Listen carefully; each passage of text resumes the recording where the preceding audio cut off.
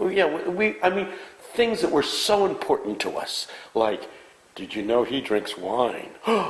Whoa, yeah. He must not be a Christian. And I mean, we made major things out of minor things when we were young. And when we get older, I'll tell you this, our friend Bill Gaither says this. Mm-hmm. It's a profound statement. From Bill? From Bill. Oh, my. Here it is. He said, Tony, the older I get, the fewer things I believe, and the more intensely I believe them. Ain't that the truth? And that kind of is our next question. A lot of stuff you thought just drops away, but the essential truth. So no wonder Paul writes towards the end of his life, this one thing I know, Christ and him crucified. The Bible speaks of the faith of a child as though possibly an older person's faith often isn't as strong as when they were young. Honestly, is your faith growing or waning as you age?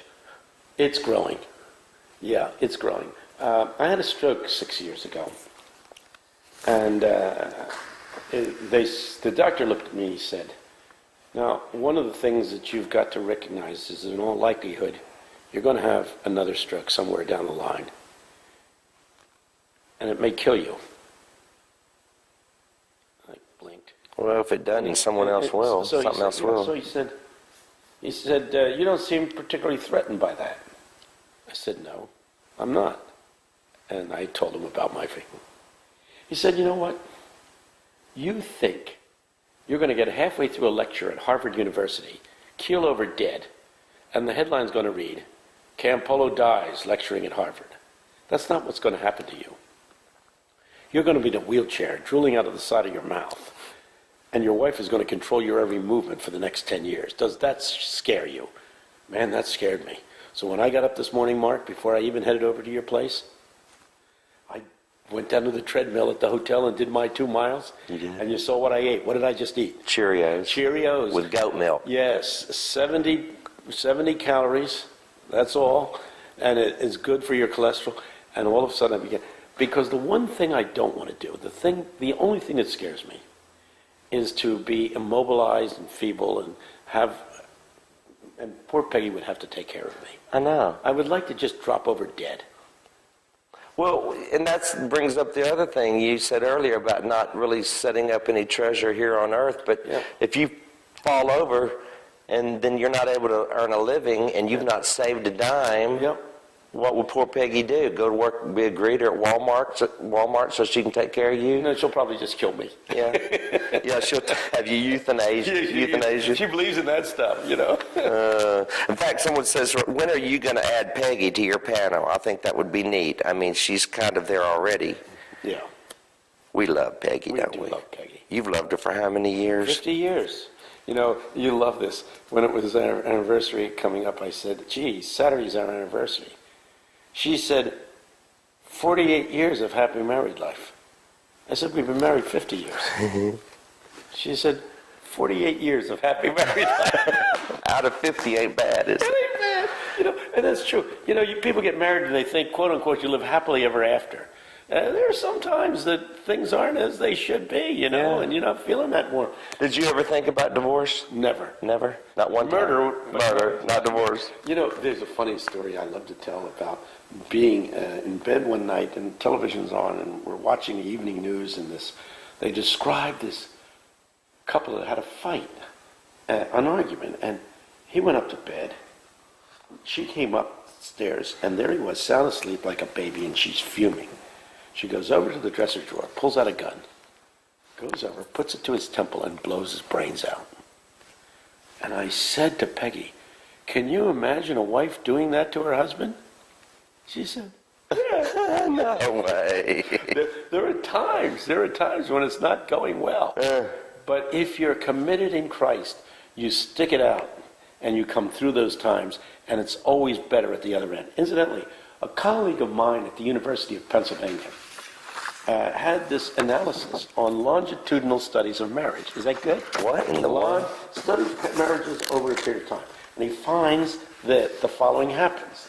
That you have a couple, and they come together in great intimacy, and they get married. But they find that too much intimacy stifles their individuality. So they begin to drift apart and seek their own individualism for a while. But it gets lonely out there. So then they come back together again in intimacy. And then the same thing repeats itself. So he says marriages are processes where people come together with intense intimacy and then seek individuality and say, the wife says, I think I want to get out of the house and get my own job. And I think I want to get a hobby, he says. And for a little while, they go a little bit separate ways. But after a while, they long for that intimacy again. So it's intimacy, individuality, intimacy, individuality. And if you were to trace a marriage over a long period of time, you would find that it has that pulsating rhythm. So I just thought I'd throw that out. Now that's something new I hadn't heard. Yeah, so I just thought I'd throw that at you. How should I witness to a relative who is a Buddhist? I only see him once or twice a year. This is from Carol, because he lives out of town. Mm-hmm. What do you think? Well, Buddha had a very simple principle. That he was to become the compassionate man. His full name is Siddhartha. And the reason why they call him the Buddha is because he came to his moment of enlightenment while sitting under a Bodhi tree, hence the word Buddha, Buddhist. But Siddhartha strove to be a self-fulfilled, completely actualized, compassionate person. And that's a great goal.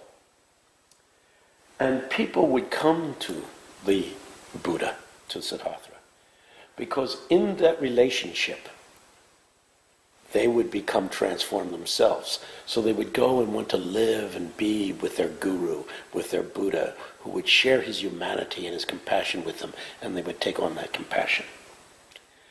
That's very noble. There's a problem. You know what the problem is? Buddha is dead. So you can't have a relationship with him anymore. Right. I want you to read the story of Jesus. Is he even more compassionate than the Buddha? Read the book of Mark. Is he not a total embodiment of what it means to be the totally compassionate, empathetic, fulfilled person? My students would always say yes. The difference between Buddha and Jesus is Buddha is dead, but Jesus is alive. And you can have that personal transformation. Now, would you like to have which is better?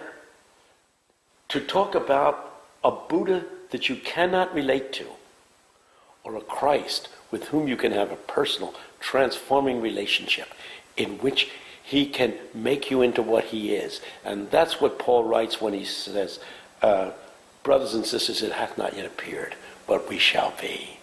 I'm still pressing towards that mark of the high calling of God.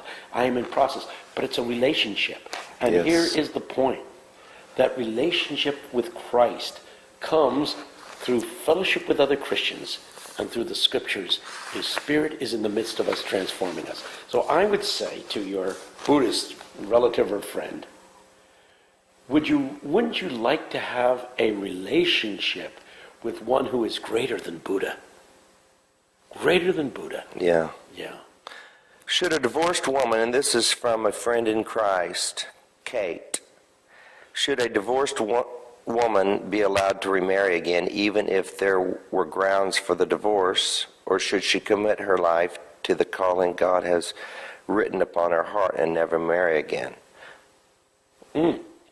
Well, first of all, if God has given you a specific calling, like to be a missionary or to be a social worker or to become a lawyer for the poor, you must heed the calling of Christ no matter what. Whether you're married or whether you're single. You must not set aside your calling, whether you're married or whether you're single. I don't see that marriage should in fact mar your calling. So that's the first thing.